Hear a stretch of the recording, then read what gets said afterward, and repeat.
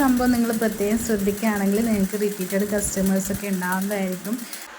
Hi friends, welcome back to my channel. ഇന്നൊരു super ടിപ്പായിട്ടാണ് കേട്ടോ ഞാൻ വന്നിട്ടുള്ളത്. നമ്മൾ ഫ്രോക്സൊക്കെ സ്റ്റിച്ച് ചെയ്യുന്ന സമയത്ത് ഭൂരിഭാഗം ആൾക്കാരും ചെയ്യുന്നൊരു കോമൺ ആയിട്ടുള്ള മിസ്റ്റേക്കാണിത്. നമ്മൾ കോട്ടൺ ലൈനിങ് സ്റ്റിച്ച് ചെയ്യുന്ന സമയത്ത് വരുത്തുന്നതാണ് കേട്ടോ അത്. ഇപ്പോൾ ഇതിൽ നമ്മൾ ഈ ഒരു സംഭവം ഉണ്ടല്ലോ, സ്റ്റിഫ് നെറ്റ് അല്ലെങ്കിൽ മെഷ്, നമ്മളൊരു ഹാർഡായിട്ടുള്ള ഒരു നെറ്റ് നമ്മൾ ഇൻസൈഡ് വെച്ചിട്ടാണ് പല ആൾക്കാരും സ്റ്റിച്ച് ചെയ്യുന്നുണ്ടാവുക. കോട്ടൺ ഫാബ്രിക്സിൻ്റെ കൂടെ അല്ലെങ്കിൽ വേറെ ലെയറായിട്ട് ചെയ്യുന്നുണ്ടാവും. അപ്പോൾ നമ്മൾ ബേബീസിന് സ്റ്റിച്ച് ചെയ്യുന്ന സമയത്ത് ഒരിക്കലും അത് നമ്മൾ വേസ്റ്റിൻ്റെ ഭാഗത്തേക്ക് സ്റ്റിച്ച് അല്ലെങ്കിൽ ആ ഒരു ഫാബ്രിക്സ് അതിന് അകത്തേക്ക് പോകാതെ പ്രത്യേകം ശ്രദ്ധിക്കുക. നമ്മളൊക്കെ ഫ്രോക്ക് എപ്പോഴും റിപ്പീറ്റഡ് ആയിട്ടുള്ള കസ്റ്റമേഴ്സ് നമുക്ക് ഉണ്ടാവാനുള്ള മെയിനായിട്ടുള്ള റീസൺ നമ്മൾ സ്റ്റിച്ചിങ് അല്ലെങ്കിൽ നമ്മൾ സ്റ്റിച്ചിങ്ങിൽ ഉണ്ടാകുന്ന ഇതാണ്. അപ്പം അത് നമ്മൾ കീപ്പ് ചെയ്യണമെങ്കിൽ അല്ലെങ്കിൽ നമുക്ക് റിപ്പീറ്റഡ് ആയിട്ടുള്ള കസ്റ്റമേഴ്സ് ഉണ്ടാവണമെങ്കിൽ നമ്മൾ ആ ഫ്രോക്സ് നമ്മളെ കുട്ടികൾ ഇടണം അല്ലേ, നമ്മൾ ആ ഒരു കുട്ടികൾക്ക് അത്രയും കംഫർട്ടബിൾ ആയിരിക്കണം. അപ്പോൾ അതിന് വേണ്ടി നമ്മൾ അത്രയും കംഫർട്ടബിൾ ആയിട്ട് രീതിയിലായിരിക്കണം നമ്മൾ സ്റ്റിച്ച് ചെയ്യേണ്ടത്. അപ്പോൾ ഇതൊരിക്കലും കുറച്ച് നമ്മൾ വേസ്റ്റിൻ്റെ ഭാഗത്തേക്ക് അല്ലെങ്കിൽ സെപ്പറേറ്റ് ആയിട്ട് ഒരിക്കലും സ്റ്റിച്ച് ചെയ്യാൻ പാടില്ല. അതുപോലെ തന്നെ ബോട്ടം പാർട്ടിലേക്ക് നമ്മൾ ഒരിക്കലും അത് നമ്മൾ കുട്ടികൾക്ക് ഹേർട്ട് ചെയ്യുന്ന രീതിയിൽ ഒരിക്കലും സ്റ്റിച്ച് ചെയ്തെടുക്കാൻ പാടില്ല. അപ്പോൾ നമുക്ക് ഇതൊരു അതിന് ഒരു 4 ഇഞ്ച് വിട്ടിട്ടോ അങ്ങനെയൊക്കെ സ്റ്റിച്ച് ചെയ്യുന്നതായിരിക്കും എപ്പോഴും കംഫർട്ടബിൾ. ഇല്ലെങ്കിൽ നമുക്കിത് യൂസ് ചെയ്യാതിരിക്കാം. ചില കസ്റ്റമേഴ്സ് പ്രത്യേകം പറയാറുണ്ട് കൺകൺ ഫാബ്രിക് യൂസ് ചെയ്യണമെന്ന്. അങ്ങനെയുള്ളവർക്ക് മാത്രം യൂസ് ചെയ്താൽ മതി, ഇല്ലെങ്കിൽ നമുക്ക് കോട്ടൺ ഫാബ്രിക്സ് തന്നെ വെച്ചാൽ മതി.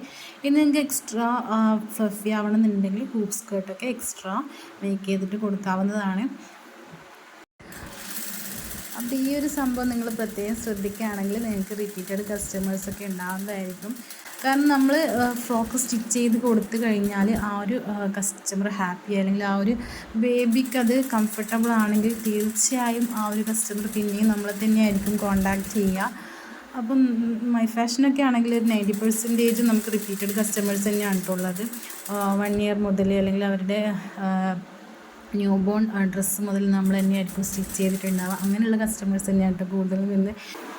പിന്നെ അടുത്ത് ശ്രദ്ധിക്കേണ്ട ഒരു പ്രത്യേക കാര്യമാണ്, നമ്മൾ ലൈനിങ്സ് ബേബീസ് ഫ്രോക്സിൻ്റെ അല്ലെങ്കിൽ ഏത് ഫ്രോക്സിൻ്റെ ആയാലും നമ്മൾ സ്റ്റിച്ച് ചെയ്യുന്ന ലൈനിങ്സിന് പ്ലീറ്റ്സ് ഇടുന്ന കാര്യം ഞാൻ ഓൾറെഡി നമ്മളെ യൂട്യൂബ് ചാനലിലും അതുപോലെ തന്നെ റീൽസിലൊക്കെ ഷെയർ ചെയ്തിട്ടുള്ള കാര്യമാണ്. നമ്മൾ എങ്ങനെയാണ് പ്ലീറ്റ്സ് ചെയ്യേണ്ടത്, സെറ്റ് ചെയ്യേണ്ടത് എന്നുള്ളത്.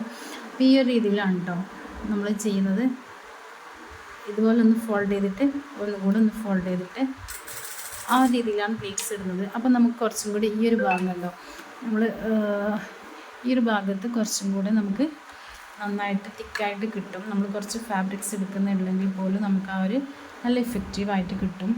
ഞാനത് പ്ലീറ്റ്സ് ചെയ്ത് കാണുമ്പോൾ നിങ്ങൾക്ക് മനസ്സിലാവും അതെങ്ങനെയാണ് വരുന്നത് എന്നുള്ളത്. നമ്മൾ